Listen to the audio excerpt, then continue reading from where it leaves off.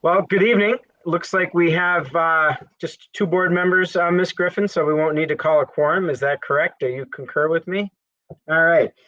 So, good evening, everyone. This is our Public Employer Health Emergency Plan for the Fulton City School District. This is the required public hearing. And what I'll do is I'll work us through that this evening. I'd like to welcome everyone that's here observing. There's a couple of things. We'll just talk about the timeline a little bit. The first thing that I'll share is that our timeline started on February 4th, that we had to complete our draft plan. On February 22nd, in requirement, we shared it with our bargaining units. On February 23rd, we shared with the Board of Education members. Tonight, we're having our public hearing to review our plan. Tomorrow, we will post the draft plan on the website. And if you have any questions or have any input or things that you'd like us to consider, please send those to clerk@fulton.cnyric.org. Once again, that's clerk, C-L-E-R-K, at Fulton, F-U-L-T-O-N, .cnyric.org.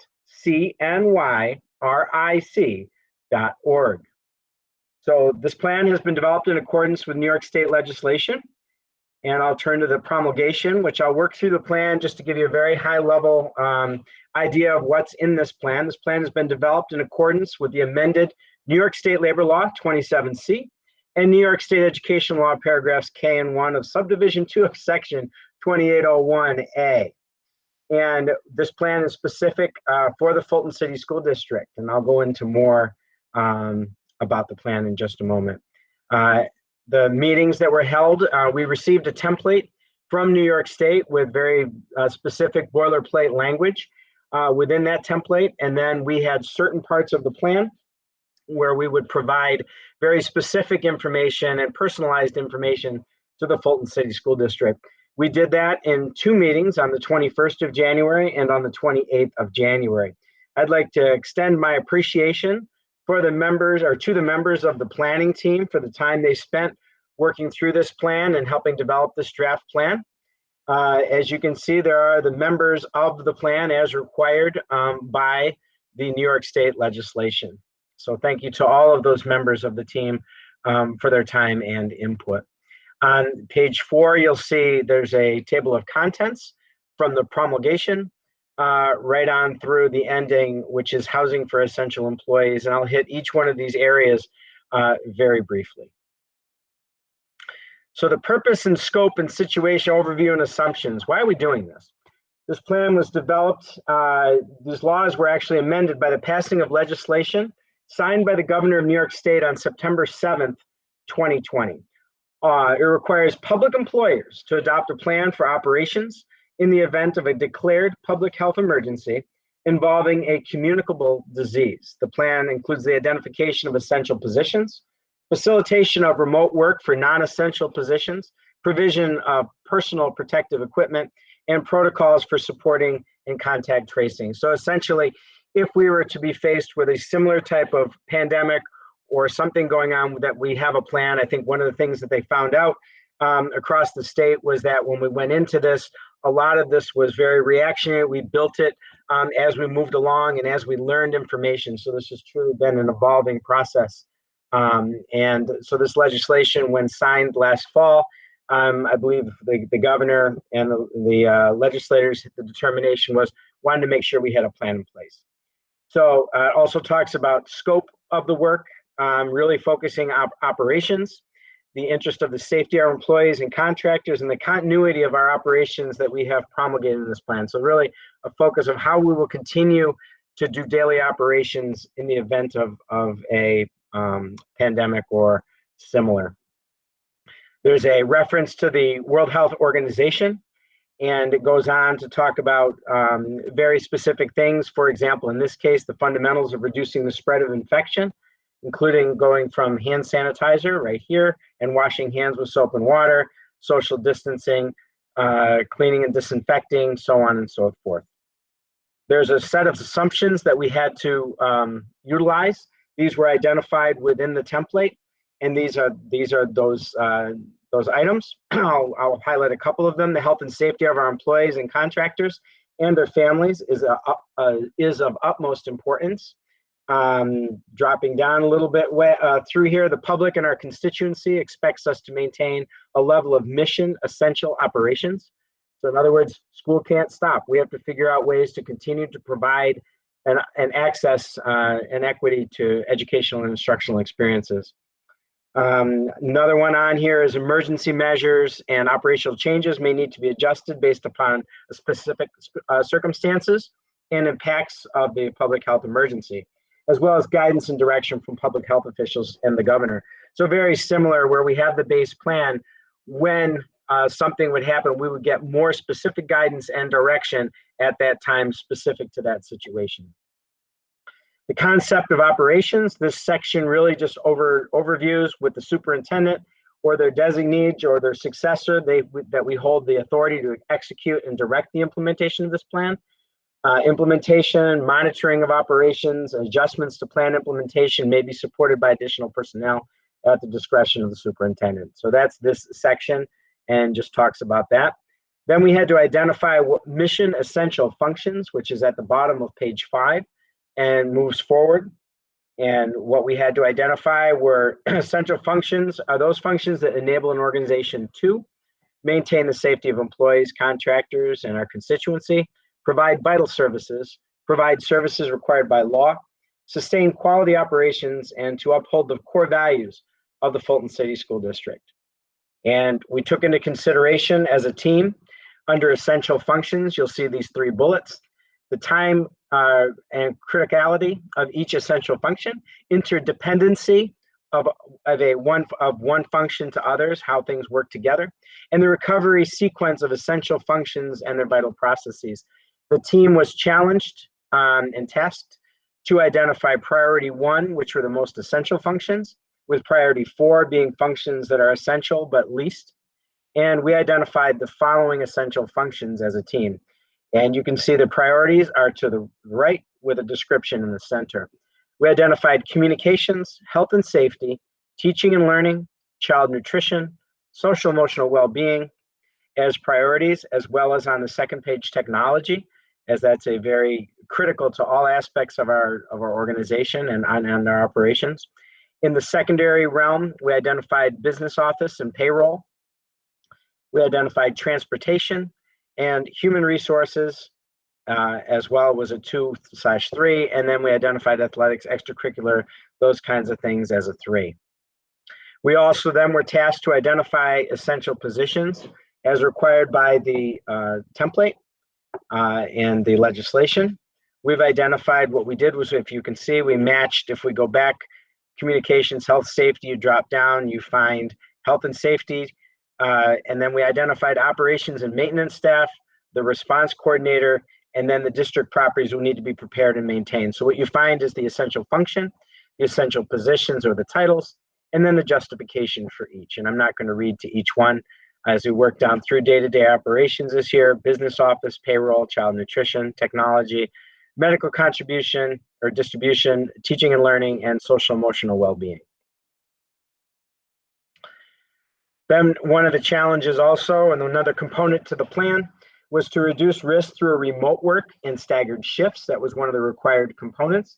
So we identified remote work protocols, and then we had to identify staff who will work remotely, and we identified in those groups A through G, as you can see below, from building level faculty and staff, right on through aides, food service workers, transportation department, clerical administration, and operations and maintenance, which is our custodial and maintenance, as well as our technology.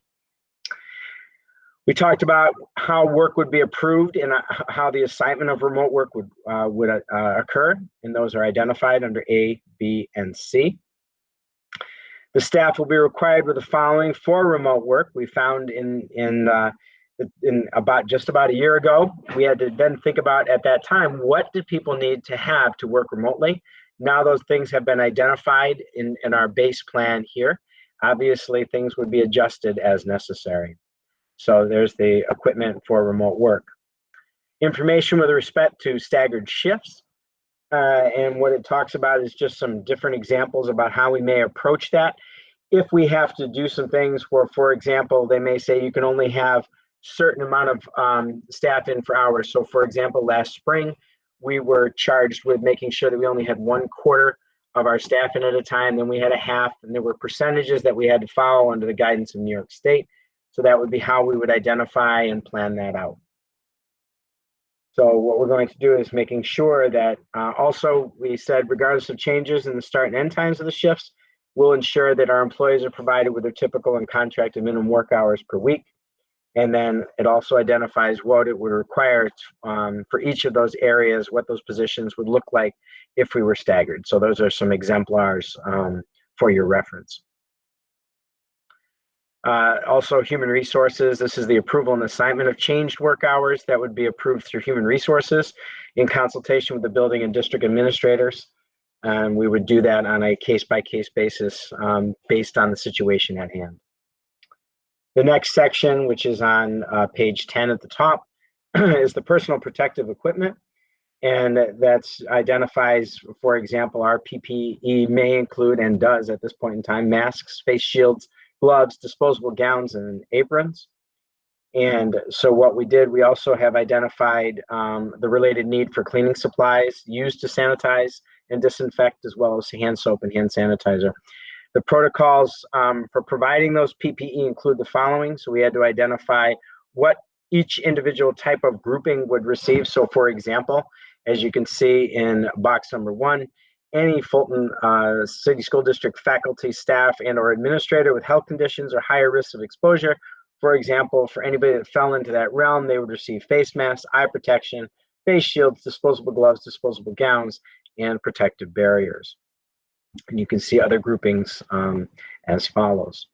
As also, it required that how we would go about the procurement of that the Fulton City School District would be prepared to provide at least 2 pieces of each required type of PPE to each essential employee and contractor, that we will maintain a 6-month supply of required PPE, and will make every attempt to mitigate the supply chain disruptions to meet this requirement. And we have a storage plan. And you can see below, and here's an example.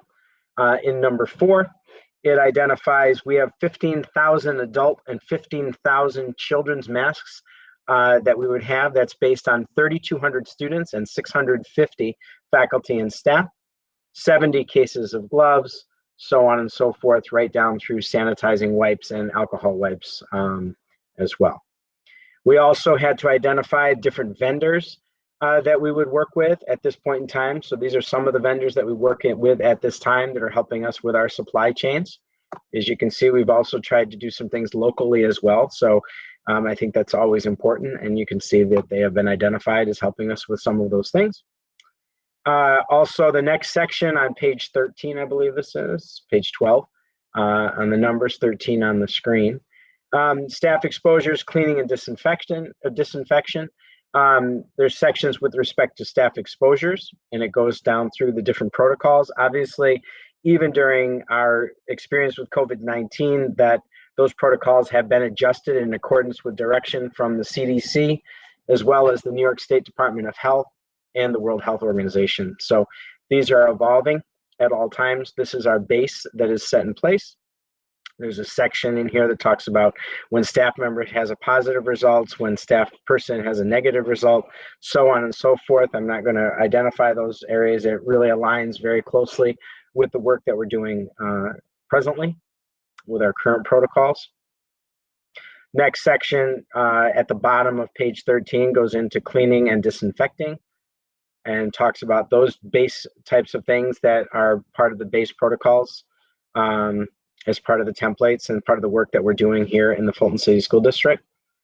There's sections entitled Employee and Contractor Leave. So there's sections with respect to that, and those of you that have been aware and may have involved in this in your own experiences in your work environment or here with the district, even that has evolved over time. Even in the last week, there has been different types of information with respect to leaves, contacts, so on and so forth, quarantining and such. Documentation of work hours and locations, there's a section on that. And then there's a section on housing for essential employees, and that's really in the event where it may be prudent to have essential employees lodged closer here for some reason. This section really references that. I think this is more perhaps for other types of organizations, but in the event If the need arises, this would be the initial plan that we would take. And the superintendent would coordinate this effort. So it's kind of a very quick overview of our plan. As I said, the plan will be placed on the Fulton City School District website. Once again, if you have questions or thoughts or input, we value those very much. And we will keep that window open through March 16th, 1 week from today at 5 p.m. We will keep that open. Then I will take that feedback. We will make any adjustments, review the plan, take that and send that back out to the entire team for their review. We plan to bring it to the Fulton City School District Board of Education on the 23rd for ratification as required. And then on the 24th of March, we will post on our website in accordance with state law, which requires that this plan be posted by April 1st, 2021. Once again, if you do have any questions or thoughts, the email is clerk@fulton.cnyric.org or clerk@fulton, FULTON.cnyric.org. And with that, any of those present board members, anybody have any questions that are participating actively in the meeting here? So with that, I'll draw this public forum to a close, and I look forward to any of your comments and feedback. Have a wonderful day. Thank you.